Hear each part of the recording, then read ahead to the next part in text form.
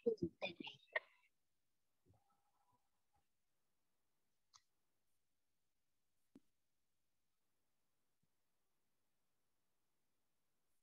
علیکم ورحمۃ اللہ وبرکاتہ۔ وعلیکم السلام ورحمۃ اللہ وبرکاتہ۔ جی عمر فاروق بھائی کچھ پوچھ لیا جائے؟ جی وضو کے درمیان کی دعا سنائیے گا۔ اللہم اغفر لی ذنبی ووسع لی داری وبارک لی فی رزقی۔ اچھا ماشاء اللہ، اور اس کی میننگ سنائیے۔ اللہم اغفر لی، اللہ آپ مجھے معاف کر دیجئے، اللہم اغفر لی ذنبی وبارک لی فی رزقی، اور میرے گھر کو کشادہ کر دیجئے اور میری رزق میں برکت عطا فرمائیے۔ یا یہ دعا کون سے صحابی نے اللہ کے رسول صلی اللہ علیہ وسلم کو پڑھتے ہوئے سنا تھا؟ ابو موسیٰ اشعری۔ ماشاء اللہ۔ تو حضرت ابو موسیٰ اشعری رضی اللہ تعالیٰ عنہ نے اللہ کے رسول سے کیا عرض کیا اور آپ نے اس کے جواب میں کیا فرمایا؟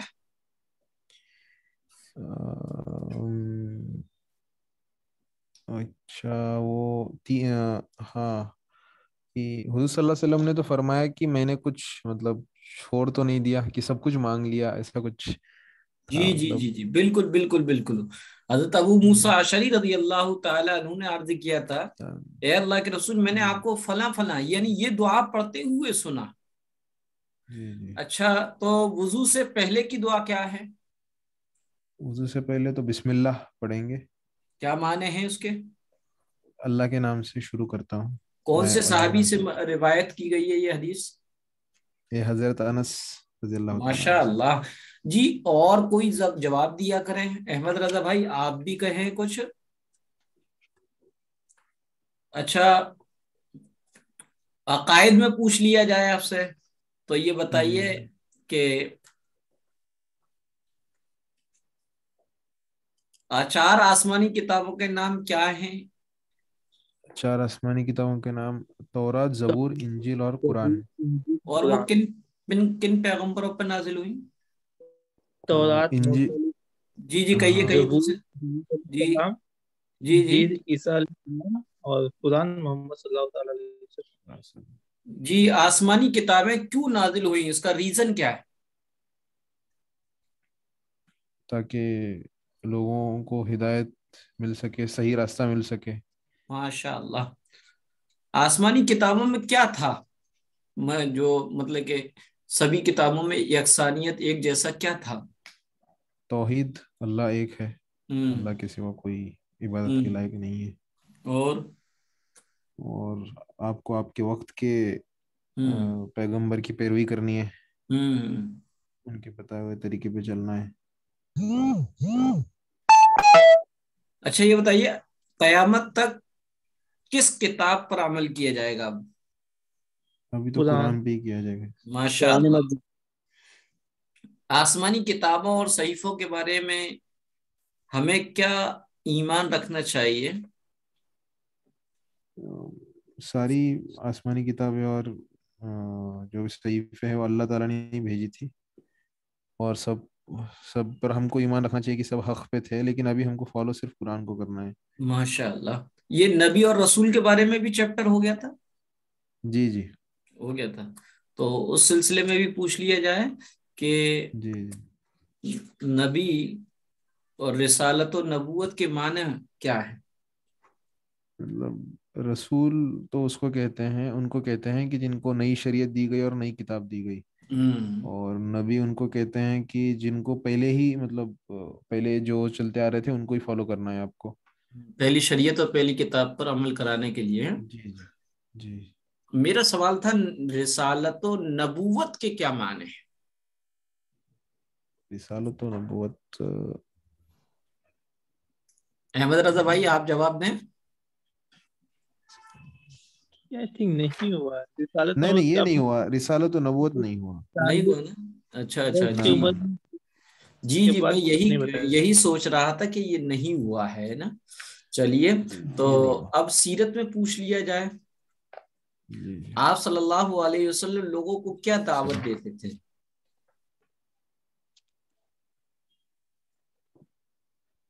اللہ ایک ہے، اللہ کی ماننی ہے، اللہ کی طرف بلاتے تھے وہ اچھا سب اچھا، کو۔ آپ کن کن لوگوں نے سب سے پہلے ایمان قبول کیا؟ مردوں میں حضرت ابوبکر صدیق رضی اللہ تعالیٰ عنہ، ہم، عورتوں میں حضرت خدیجہ رضی اللہ تعالیٰ عنہ، اس کے بعد اور اور شاید غلاموں میں حضرت بلال رضی اللہ تعالیٰ عنہ، شاید نہیں، زید زید زید زید بن حارثہ جو آپ کے غلام تھے۔ زید بن حارثہ، جی جی۔ ہلو، اور لڑکوں میں حضرت علی رضی وعلیکم اللہ تعالیٰ السلام عنہ۔ جی، بتائیں، میں مفتی صاحب کے آفس سے بات کر رہا ہوں۔ ہاں ماشاء اللہ، آپ لوگوں نے بتا دیا۔ چلیں اب شروع کرتے ہیں کلاس۔ اور اس میں جی میں آپ کو چونکہ کوئی سوال کا جواب نہیں دے صورتوں سکتا، کو تو ہم نے چھوڑ ہی دیا ٹھیک تھا، ہے؟ آپ جی اور صرف چھوڑا نہیں ہے بلکہ ریوائز کا موقع دیا ہے۔ اب یہ ریوائز جو ہیں آپ کو ویڈیو سن کر ہی کرنے ہیں۔ دعا و سنت میں وضو کے بعد کی دعا وضو سے پہلے کی ہو گئی، جی، وضو سے پہلے کی ہو گئی، وضو کے درمیان کی ہو گئی، یا وضو کے بعد کی دعا؟ یہ بھی ہو گئی تھی actually۔ یہ بھی ہو گئی تھی، وضو کے بعد جی جی وضو کے بعد کی ہو گئی تھی۔ تو یہ بتائیے وضو کے بعد کی دعا میں اس دعا کو پڑھنے کا کیا انعام اور کیا فضیلت ہے؟ 8 دروازوں سے چاہے جس دروازے سے چاہے آپ جا سکتے ہیں۔ اچھا، جنت کے 8 دروازے آپ تک آپ لوگوں کو بتائے تھے میں نے؟ 4-5 بتائے تھے آپ نے۔ اچھا اچھا، تو چلیے 4-5 بتائیے۔ کوئی بابو ریان، بابو ذکر، ہلو اور بابو سوم، ہلو، ایک صدقہ، میں ایک بول رہا ہوں جہاد، عاطف، ہاں کیا کر رہا ہوں؟ ایک ذکر، حج صلاح، بتایا۔ حج، 8:45 ہے، حج۔ اچھا چلیے، اب ہم کپڑا پہننے کی 10:30 دعا، بجے، ہاں 10:30 بجے سے آپ 10:30 تک کیونکہ آ جاؤں گا تمہارے پاس۔ وضو سے فارغ ہونے کے بعد ہاں ہاں 11 مت بجانا۔ کپڑے بھی چینج کرے جاتے ہیں، ٹھیک تو ہے، یا کپڑے دوسرے، ٹھیک سونے ٹھیک کے ٹھیک، کپڑے بڑھیا۔ دوسرے ہوتے ہیں، اور سونے کی سنتوں میں سے ایک سنت یہ بھی تھی کہ سونے کے کپڑے علیحدہ ہونا چاہیے۔ تو کپڑا پہننے کی دعا کے بارے میں حضرت معاذ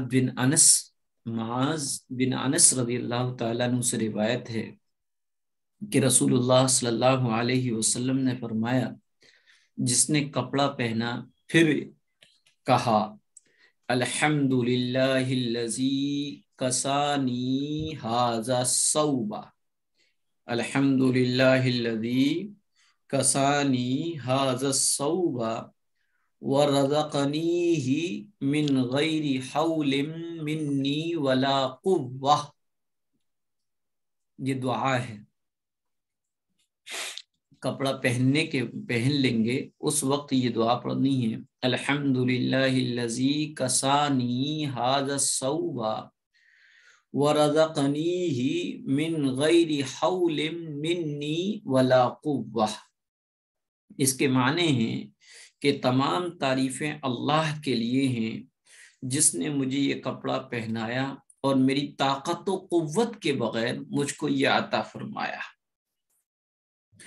تو اس کے اگلے اور پچھلے گناہ معاف کر دیے جائیں گے۔ فضیلت کیا ہے؟ گناہ 2 طرح کے ہوتے ہیں، ایک گناہ صغیرہ ہوتا ہے، ایک گناہ کبیرہ ہوتا ہے۔ عربک میں صغیر کے معنی چھوٹے کے آتے ہیں اور کبیر کے معنی بڑے کے آتے ہیں۔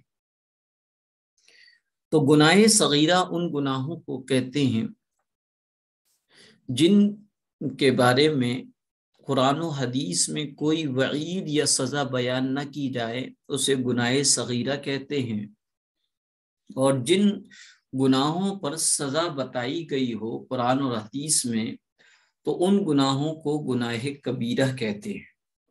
گناہ صغیرہ چھوٹے گناہ، گناہ کبیرہ بڑے گناہ۔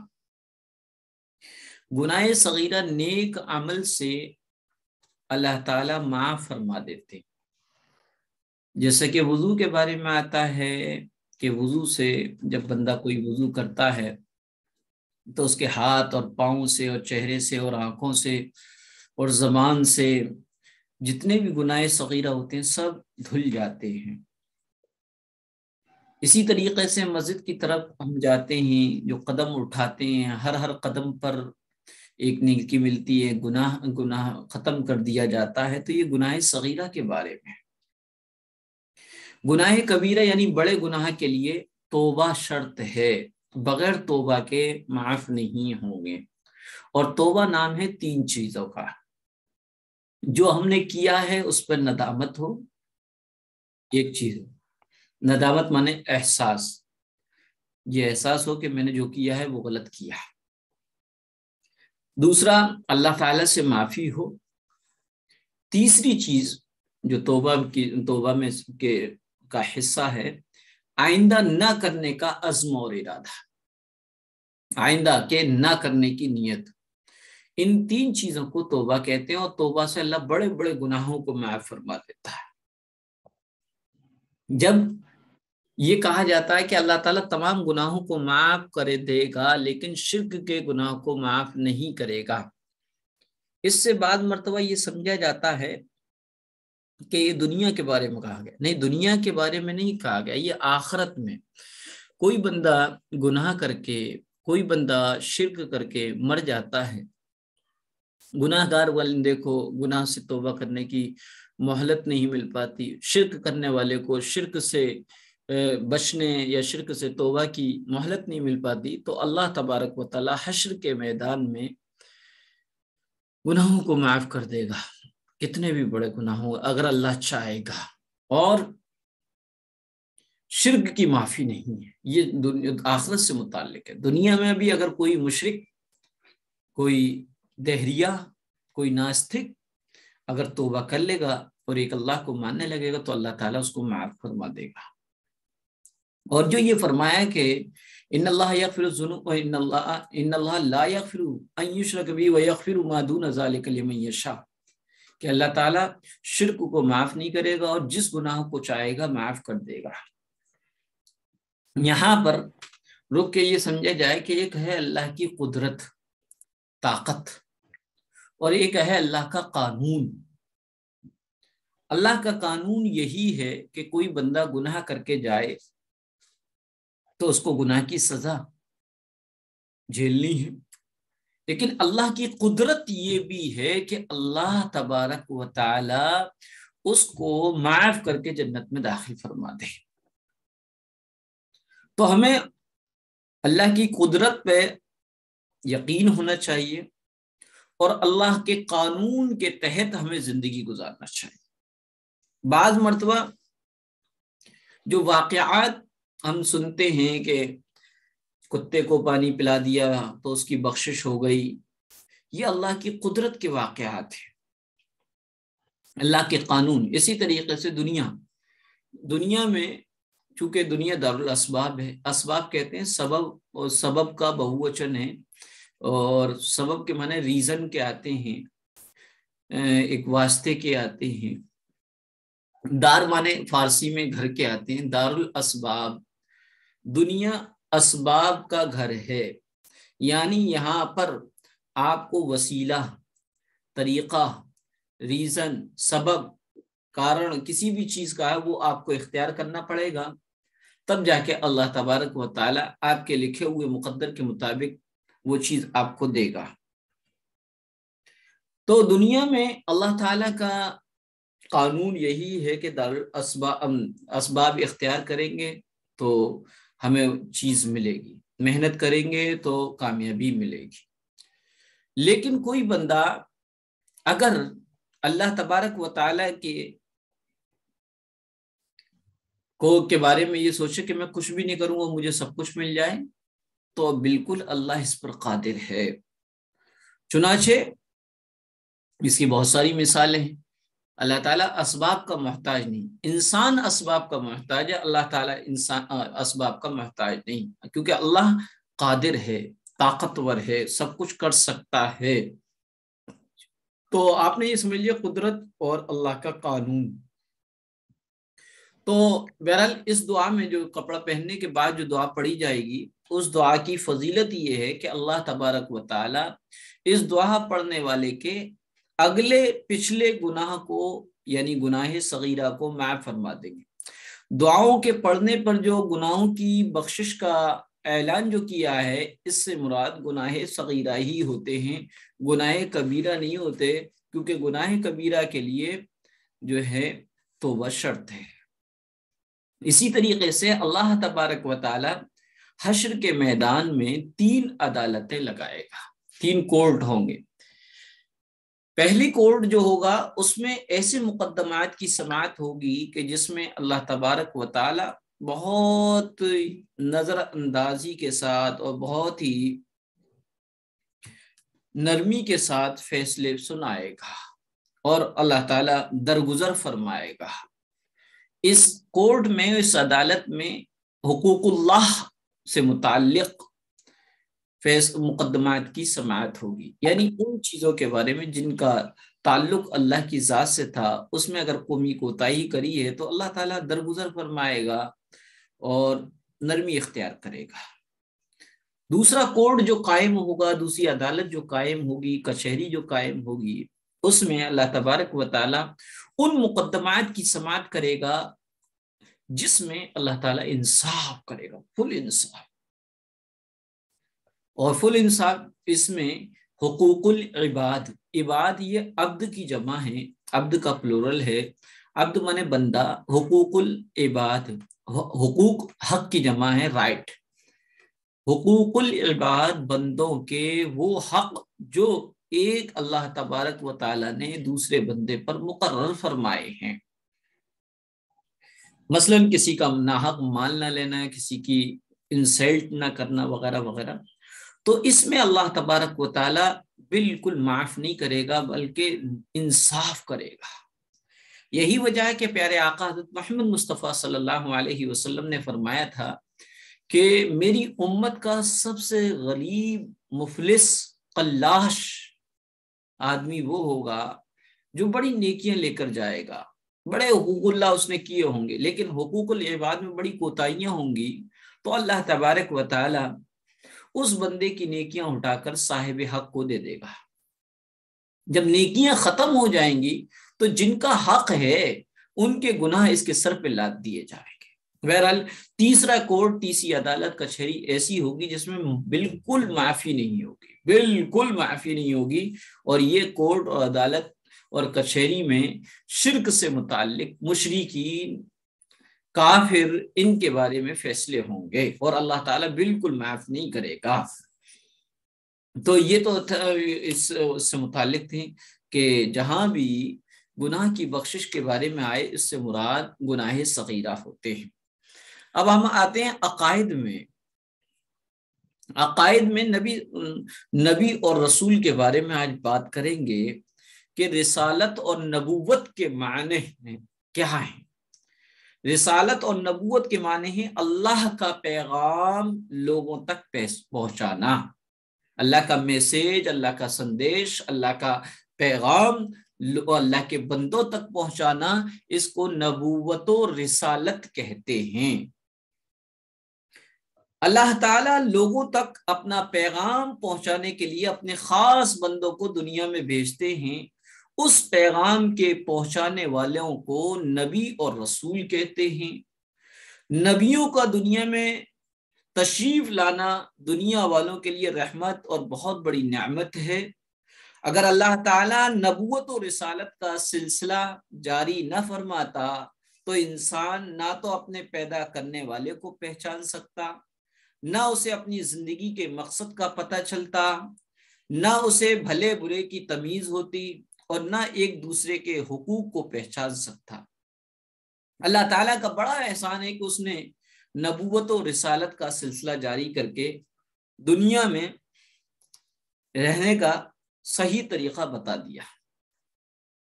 نبی اور رسول کے بارے میں ضروری عقیدے کیا ہونے چاہیے ہم لوگوں کے؟ نمبر 1 تو یہ ہے کہ اللہ تعالیٰ نے نبی اور رسول ہر ملک اور ہر قوم کی طرف بھیجے۔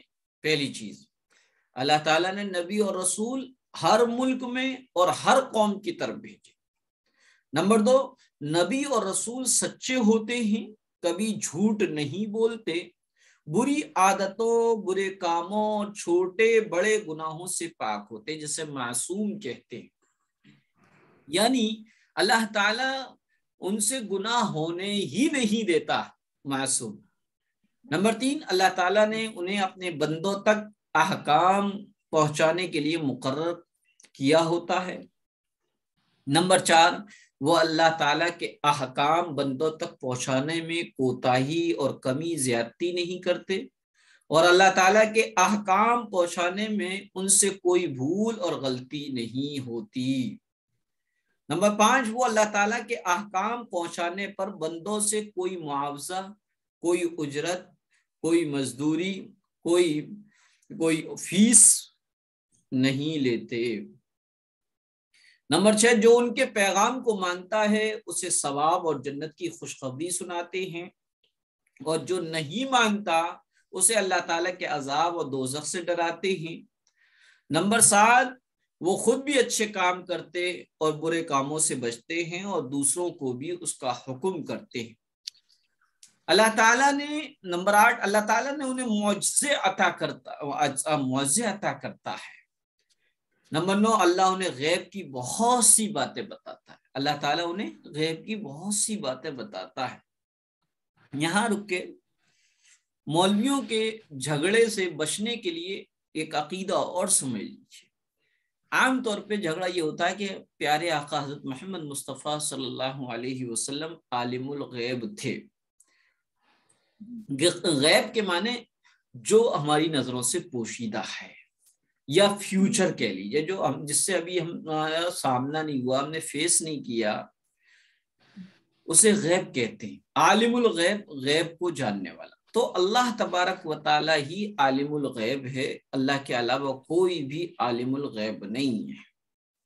हमारा अकीदा ये है, सबसे बेहतरीन और लड़ाई और इख्तिलाफात से बचने के लिए, कि अल्लाह के बाद तमाम मखलूक में सबसे ज्यादा इल्म प्यारे आका हजरत मोहम्मद मुस्तफ़ा सल्लल्लाहु अलैहि वसल्लम को था।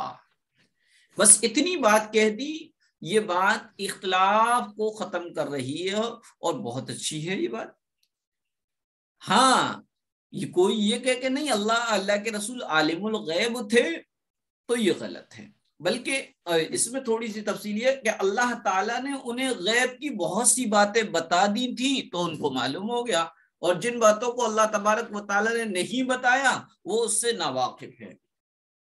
बहरहाल नंबर 10, तमाम नबी और रसूल इंसान थे और सब मर्द थे। जिन्नातों में कोई नबी नहीं आया, फरिश्तों में कोई नबी नहीं आया, क्योंकि तमाम नबी और रसूल इंसान थे और सब मर्द थे, कोई औरत नबी और रसूल नहीं हुई। मरियम अलैहिस्सलाम कहते हैं, तो मरियम अलैहिस्सलाम जो ईसा अलैहिस्सलातु वस्सलाम की वालिदा मोहतरमा थी, उनको अलैहिस्सलाम ताजीम की वजह से कहा जाता है, वरना हकीकत ये है कि वो नबी नहीं थी, क्योंकि अल्लाह ताला ने नबी और रसूल मर्दों को ही बनाकर भेजा है, किसी औरत को नबी और रसूल नहीं बनाया गया। नंबर 11, नबूवत और रिसालत अल्लाह का दिया हुआ अतिया है, तोहफा है, गिफ्ट है। इसमें आदमी की कोशिश, वर्क हार्ड, इरादा और इबादत को दखल नहीं है। इसलिए कोई वली चाहे अपनी मेहनत से अल्लाह के यहाँ कितना ही मर्तबा हासिल कर ले, कभी किसी नबी के दर्जे को नहीं पहुंच सकता। यानी इंसान अगर ये चाहे कि मैं बहुत ज्यादा इबादत करके नबी बन जाऊं तो नहीं बन सकता। इंसान अगर ये चाहे कि मैं बहुत ज्यादा इबादत करके, अल्लाह की रियाजत करके, तस्बीह तहलील पढ़ के, बहुत ज्यादा सजदे करके, बहुत ज्यादा अल्लाह अल्लाह करके रसूल बन जाऊं, नहीं हो सकता। क्यों? क्योंकि ये अल्लाह ताला की तरफ से गॉड गिफ्ट है, अतिया है, तोहफा है। अल्लाह जिसको चाहता है वही नबी और रसूल हो सकता है, और इंसान चाहे तो इंसान के चाहने से कुछ नहीं होता।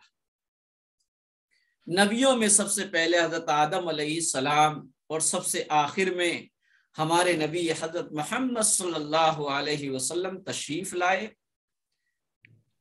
चंद मशहूर नबियों के नाम जो कुरान करीम में भी हैं, हजरत आदम अलैहिस्सलाम, हजरत शीस अलैहिस्सलाम, हजरत नूह अलैहिस्सलाम, हजरत इदरीस अलैहिस्सलाम, हजरत लूत अलैहिस्सलाम, حضرت ہود علیہ السلام، حضرت صالح علیہ السلام، حضرت عزیر علیہ السلام، حضرت صالح علیہ السلام، حضرت ابراہیم علیہ السلام، حضرت اسماعیل علیہ السلام، حضرت اسحاق علیہ السلام، حضرت یعقوب علیہ السلام، حضرت یوسف علیہ السلام، حضرت موسیٰ علیہ السلام، حضرت ہارون علیہ السلام، حضرت داؤد علیہ السلام، حضرت سلیمان علیہ السلام، حضرت عیسیٰ علیہ السلام، اور حضرت ایوب علیہ السلام.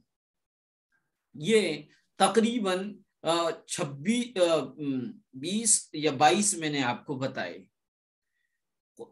قرآن 1,24,000 نبی اور رسول دنیا میں آئے، جن میں سے 315 رسول تھے اور بعد باقی کے نبی تھے. قرآن کریم میں کل 22 یا 23 نبیوں کا ذکر آیا ہے، جس میں سے میں نے آپ کو ابھی بتائے ان سب نبیوں کا ذکر قرآن کریم میں آیا ہے. 1-2 کو چھوڑ کے حضرت شیس علیہ السلام کا ذکر نہیں ہے، احادیث میں اس کا ذکر ہے. انبیاء اکرام اور رسولوں کی تعداد کے متعلق صحیح عقیدہ یہ ہے کہ ان کی کوئی خاص تعداد مقرر نہ کی جائے، بلکہ وہ حدیث میں یہ 1,24,000 آگے لکھا ہوتا ہے، کم و بیش یعنی زیادہ بھی ہو سکتے ہیں، کم بھی ہو سکتے ہیں. یہ صحیح تعداد اللہ کے علاوہ کسی کو نہیں معلوم، بلکہ یہ عقیدہ رکھا جائے کہ دنیا میں اللہ تعالیٰ کے بہت سے نبی اور رسول آئے ہیں، سب اپنا اپنا تبلیغ کا فریضہ ادا کر کے چلے گئے. تبلیغ یعنی دین کو پہنچانے کے، تبلیغ کہتے ہیں میسیج پہنچانا، دین کی بات پہنچانا. تو بہرحال تبلیغ کا فریضہ ادا کر کے چلے گئے. سب پر ایمان لانا فرض ہے. ان میں تفریق کرنا یعنی بعض کو ماننا اور بعض کو نہ ماننا یہ کفر ہے. تو اس لیے یہ تو نبوت و رسالت کے متعلق تھا. اب آتے ہم عقائد و مسائل میں. تشہد ہو گئی تھی، التحیات ہو گیا تھا نا، التحیات ہو گئی تھی. اب درود شریف پر آتے. درود شریف افضل ترین درود جو ہے وہ درود ابراہیمی ہیں، جو کہ ہم اور آپ نماز میں پڑھتے ہیں. وہ درود کیا ہے؟ اللہم صلی علی محمد وعلی آل محمد کما صلیت علی ابراہیم وعلی آل ابراہیم انک حمید مجید. اس میں 2 جگہ غلطی ہوتی ہے. دو غلطیاں کیا ہے سمجھ لیے. اللہم صلی علی محمد، یہ علی 2 مرتبہ پڑھ دیتے ہیں. ایک مرتبہ پڑھنے کا طریقہ کیا؟ اللہم صلی علی محمد یہ پڑھے، یا پھر اللہم صلی علی، پھر اس کے بعد محمد وعلی آل محمد کما صلیت علی ابراہیم. دوسری غلطی یہاں ہوتی ہے علی ابراہیم پڑھ دیتے ہیں.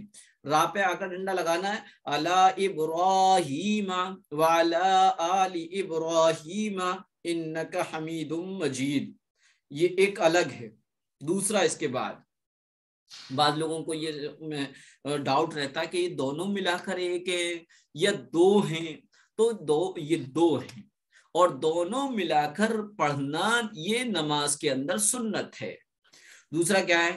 دوسرا ہے اللہم بارک علی محمد وعلی آل محمد کما بارکت علی ابراہیم وعلی آل ابراہیم انک حمید مجید. یہ درود شریف ہے. اس کا ترجمہ آپ کو یاد رکھنا ہے تاکہ نماز میں جب ہم پڑھیں تو ہماری نماز میں ایک لذت آ جائے، خشوع خضوع پیدا ہو جائے. اس کا ترجمہ اے اللہ، اللہم اے اللہ صلی علی محمد وعلی آل محمد، رحمت نازل فرما محمد صلی اللہ علیہ وسلم پر اور آپ کی آل پر. کما صلیت علی ابراہیم وعلی آل ابراہیم، جیسا کہ تو نے رحمت نازل فرمائی ابراہیم علیہ السلام پر اور ان کی آل پر، انک حمید مجید، بے شک تو تعریف کے لائق اور بڑی بزرگی والا ہے۔ یہ ایک درود کا ہو گیا۔ دوسرا اللہم بارک علی محمد وعلی آل محمد، اے اللہ برکت نازل فرما محمد صلی اللہ علیہ وسلم پر اور آپ کی آل پر، کما بارکت علی ابراہیم وعلی آل ابراہیم، جیسا کہ برکت نازل فرمائی تو نے ابراہیم علیہ السلام پر اور ان کی آل پر، بے شک تو تعریف کے لائق بڑی بزرگی، انک حمید مجید، بے شک تو تعریف کے لائق بڑی بزرگی والا ہے۔ یہ درود تھا۔ اب اس میں ایک لفظ آیا آل، آل کے معنی اولاد کے آتے ہیں، آل و اولاد۔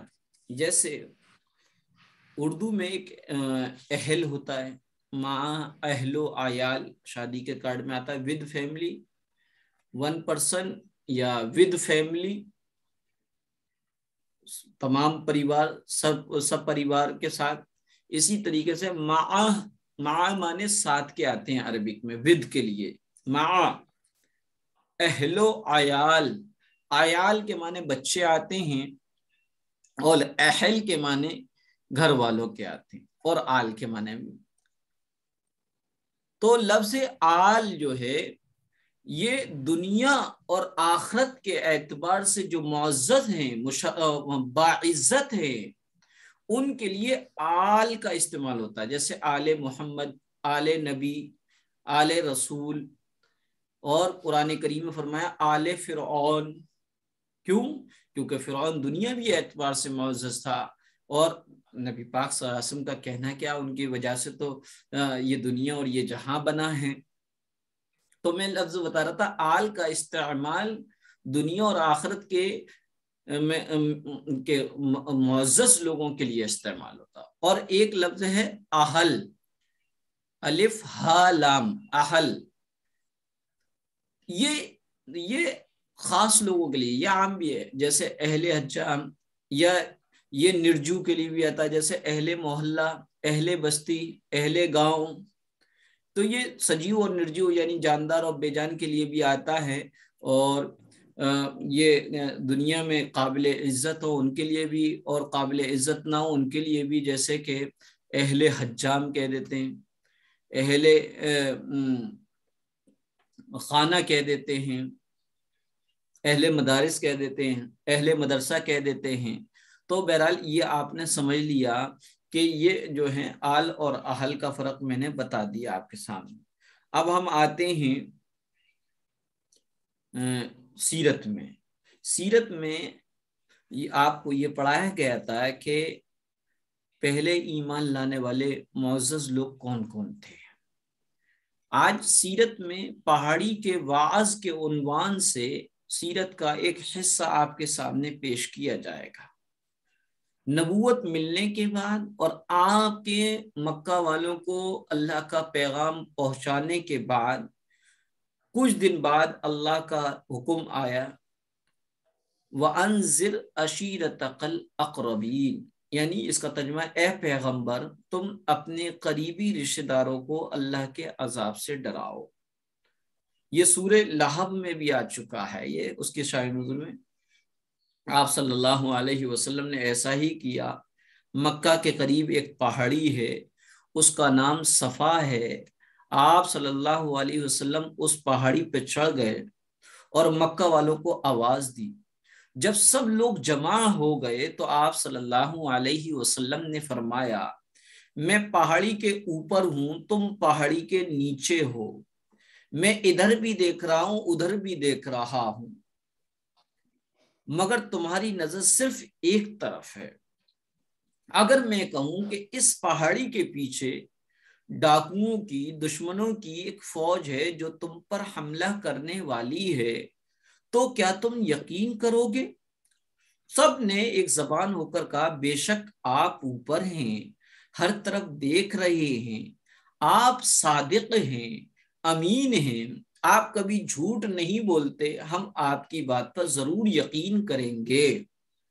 پھر آپ صلی اللہ علیہ وسلم نے فرمایا لوگوں یہ تو سمجھانے کے لیے ایک مثال تھی، یقین کرو موت تمہارے سر پر کھڑی ہے، تمہیں ایک دن مرنا ہے، مر کر اللہ کے پاس جانا ہے، اپنے کیے کا بدلہ پانا ہے۔